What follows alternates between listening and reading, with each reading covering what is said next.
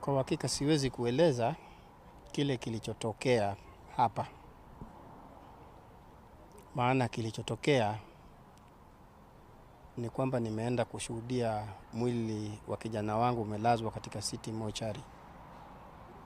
Jana walikuja maofisa wa polisi 6 muda wa saa 7 za mchana. Kama kijana wangu ametoka Ringa kuchukua miti ya kupanda. Kulikuwa kuna mvua. Ni msimu wa mvua.